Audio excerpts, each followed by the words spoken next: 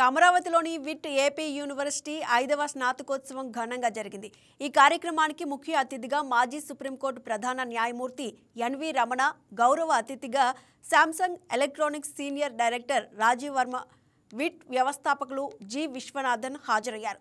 పిహెచ్డీలు చేసిన విద్యార్థులకు ప్రత్యేక పురస్కారాలు అందజేశారు. ఈ సందర్భంగా జస్టిస్ ఎన్వి రమణ మాట్లాడుతూ విద్యార్థులను చూస్తుంటే చాలా ముచ్చటగా ఉందన్నారు. జీవితంతో ఎన్నో సమస్యలు ఎదురైనా ముందుకు సాగాలని సూచించారు.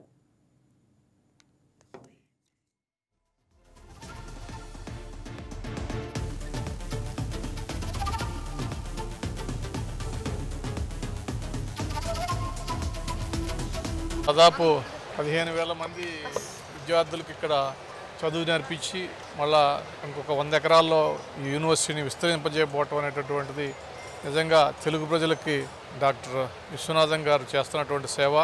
అనేక మంది తెలుగు బిడ్డలకి చదువు నేర్పించడం, తెలుగు వాళ్ళే కాకుండా దేశం మొత్తం మీద ఉన్నటువంటి అనేక మంది ఇక్కడికి వచ్చి చదువు నేర్చుకొని జీవితంలో స్థిరపడటం అనేటటువంటిది.